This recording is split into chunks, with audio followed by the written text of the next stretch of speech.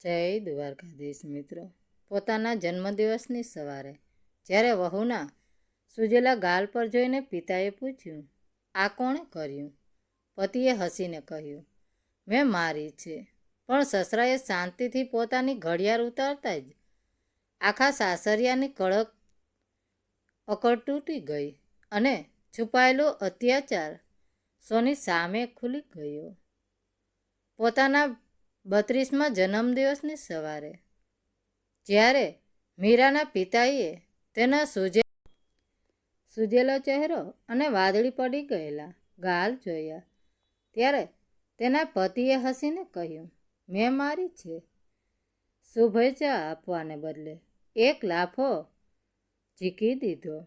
દિલ્હીના રાજૌરી ગાર્ડનના એ સાફ સુથરા રસોડામાં અચાનક એવી શાંતિ છવાઈ ગઈ, જાણે કોઈએ ઘરની બધી હવા ખેંચી લીધી હોય. મીરા અગ્રવાલ હાથમાં કાગળની પ્લેટો લઈને ઊભી હતી. તેની આંગળીઓ ધ્રુજી રહી હતી અને આંખોની નીચે લગાવેલું ઘાટું કન્સીલર પણ જડબા સાથે પાસે ફેલાયેલા જાંબલી નિશાનોને છુપાવી શકતું ન હતું. દરવાજા પર ઊભેલા તેના પિતા રાજેશ શર્માના હાથમાં સફેદ બોક્સ હતું. તેઓ કરોલબાગની જૂની બેકરીમાંથી તેની મનપસંદ સ્ટ્રોબેરી ક્રીમ કેક લાવ્યા હતા. દર વર્ષની જેમ તેઓ વહેલી સવારે આશીર્વાદ આપવા આવ્યા હતા, પરંતુ આ વખતે તેના ચહેરાનું શ્રીમદ દરવાજાની ચોખટ પર જ મરી ગયું. ડ્રાઇનિંગ ટેબલ પર મીરાનો પતિ કબીર ઓરડા આરામથી બેસીને ચા પી રહ્યો હતો. તેનો એક પગ બીજા પગ પર ચડાવેલો હતો, જાણે ઘરમાં કાંઈ થઈ ન હોય. તેની બાજુમાં સાસુ સુધા બેઠી હતી, જે એ જ કેકને ચપ્પુથી કાપવાનો પ્રયાસ કરી રહી હતી, જેને હજુ સુધી કોઈએ પૂજાની થાળી પાસે પણ નહોતી રાખી. સુધાએ એક પળ માટે મીરા સામે જોયું, પછી નજર ઝુકાવી લીધી. રાજેશે કેકનું બોક્સ ધીમેથી રસોડાના સ્લેબ પર મૂક્યું.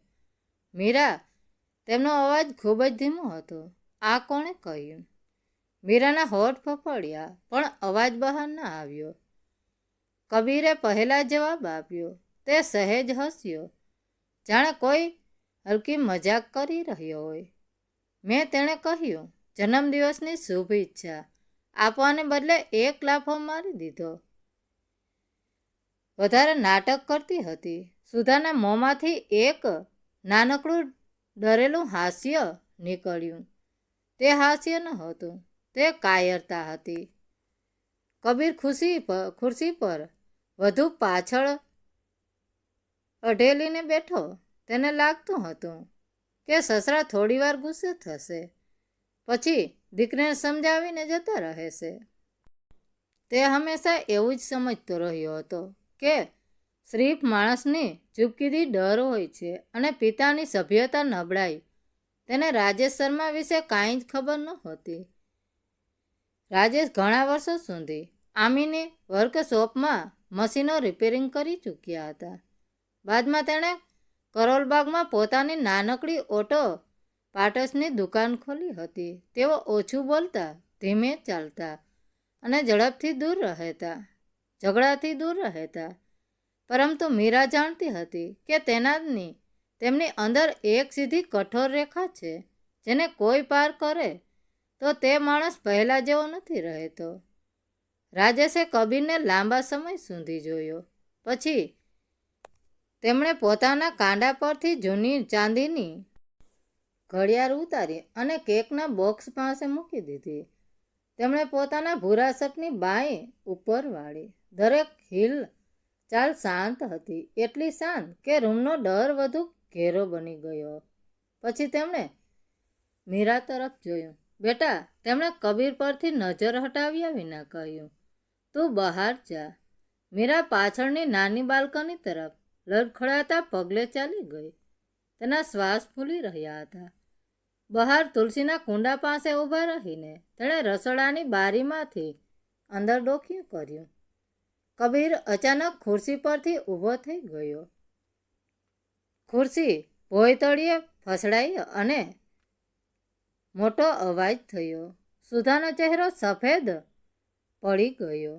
તે ટેબલથી પાછળ હટતા પસ પકડવા લાગી. પછી જાણે તેના પગે સાથ છોડી દીધો. તે ઘૂંટણભેર નીચે પડી અને દરવાજા તરફ પાખોડિયાભેર બહાર નીકળવા લાગી. વચ્ચે સ્ટૂલો સાથે અથડાતા છતાં તેણે પાછળ વળીને જોયું નહીં. રાજેશ હવે કબીરને સામે ઊભા હતા અને મીરાને પહેલીવાર સમજાયું કે આ ઘરમાં આજે માત્ર તેનો જન્મદિવસ જ નહીં બદલાય, પરંતુ તેની આખી જિંદગી પલટાઈ જવાની છે. રસોડામાં હવે માત્ર રાજેશ શર્માના ભારે શ્વાસ અને કબીરના વધતા જતા ડરનો અવાજ હતો. કબીરે પોતાની જાતને સંભાળવાનો અને પોતાનો અહંકાર જાળવી રાખવાનો પ્રયત્ન કર્યો. જુઓ સસરાજી, તેણે અવાજમાં ખોટી મજબૂતાઈ લાવતા કહ્યું, આ અમારા ઘરની બાબત છે. પતિ પત્ની વચ્ચે આવું થોડું ઘણું ચાલ્યા કરે. તેનું વાક્ય પૂરું થાય તે પહેલાં જ રાજેશનો એક મજબૂત હાથ કબીરના શર્ટના કોલર પર પડ્યો અને બીજો હાથ વીજળીની ઝાટકે હવામાં ઉછળ્યો. સટાક અવાજ એટલો જોરદાર હતો કે બારી પાસે ઊભેલી મીરા પણ કંપી ગઈ. કબીર સીધો જમીન પર ટપકાયો. તેના હોઠને ખૂણેથી લોહીની એક ધાર નીકળી ગઈ. જે હાથ થોડીવાર પહેલાં ચાનો કપ પકડીને મીરાની પીડાની મજાક ઉઠાવી રહ્યો હતો, તે હવે પોતાનો ગાલ પકડીને ધ્રુજી રહ્યો હતો. રાજેશ નીચે ઝૂક્યા. તેમની આંખોમાં કોઈ જંગલી ગુસ્સો ન હતો, પણ એક બર્ફીલી શાંતિ હતી, જે કોઈ પણ બૂમાબૂમ કરતાં વધુ ભયાનક હતી. તેમણે કબીરનો કોલર પકડીને તેનો ચહેરો પોતાની તરફ ખેંચ્યો. મારા ઘરમાં મેં તેને ક્યારેય ઊંચા અવાજે બોલાવી નથી. રાજેશનો અવાજ એકદમ નીચો છતાં આખા ઓરડામાં ગૂંજતો હતો. અને તને એમ કે તું મારા લોહી પર હાથ ઉપાડીશ અને હું ચૂપચાપ જોઈ રહીશ? મારી દીકરીને સંસ્કાર આપ્યા હતા, પણ તને તારી ઓકાત બતાવવાનું ભૂલી ગયો હતો. સુધા, જે હજુ દરવાજા પર પાસે ભોંયતળિયે બેઠી હતી, તે રડવા લાગી. અરે કોઈ બચાવો, મારી નાખશે મારા દીકરાને. પણ તેને પોતાની જગ્યાએથી આગળ વધવાની હિંમત નહોતી. રાજેશે કબીરને ઝટકા સાથે છોડી દીધો અને ઊભા થયા. તેમણે પોતાના ખિસ્સામાંથી ફોન કાઢ્યો અને 100 નંબર ડાયલ કર્યો. ફોન જોતાં જ કબીરની આંખો ફાટી ગઈ. પોલીસ? ના ના, પ્લીઝ, મારી કારકિર્દી ખરાબ થઈ જશે. સમાજમાં મારી આબરૂ જશે. તેનો બધો ઘમંડ, પિતુસત્તાક, આકરાપણું અને અચકલાઈ એક જ લાફામાં ક્યાંક ગાયબ થઈ ગઈ હતી. હવે તે એક કાયર માણસની જેમ કરગરી રહ્યો હતો. તારી આબરૂ અને કારકિર્દીની ચિંતા તારે મારી દીકરી પર હાથ ઉપાડતા પહેલાં કરવાની હતી. રાજેશે ફોન પર પોલીસને સરનામું લખતા કહ્યું.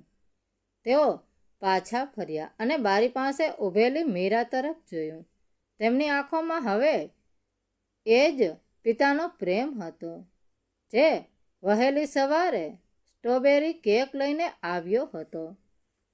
બેટા, અંદર આવ, રાજેશે મંદ અવાજમાં કહ્યું. મીરા ધીમેકથી અંદર આવી.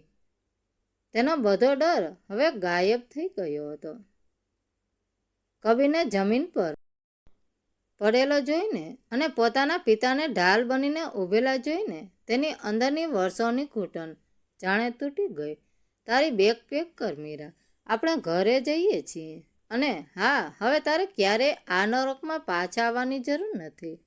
બાકીનો હિસાબ પોલીસ અને કોર્ટ કરશે, રાજેશે સપ્ટસ અને મક્કમ શબ્દોમાં કહ્યું. મીરાએ આંસુ લૂછ્યા અને પહેલીવાર કોઈ પણ ડર વિના સીધી નજરે કબીર સામે જોયું. કબીર નજરો ચોરાવી રહ્યો હતો. મીરા બેડરૂમ તરફ ગઈ. જ્યારે તે પોતાનો સામાન લઈને બહાર આવી ત્યારે પોલીસની સાયરનનો અવાજ ઘરની બહાર સંભળાઈ રહ્યો હતો. રાજેશે સ્લેબ પરથી પોતાની જૂની ચાંદીની ઘડિયાળ પાછી પહેરી, શર્ટની સિલ્વર નીચે કરી અને એક હાથમાં મીરાની બેગ પકડીને બીજા હાથે મીરાનો હાથ પકડ્યો. ટેબલ પર પડેલી સ્ટ્રોબેરી કેક તરફ જોઈને રાજેશે મીરાના કપાળ પર વહાલથી ચુંબન કર્યું. હેપી બર્થડે દીકરા. મીરા માટે આ તેના જીવનની સૌથી સુંદર, સાચી અને કિંમતી ભેટ હતી.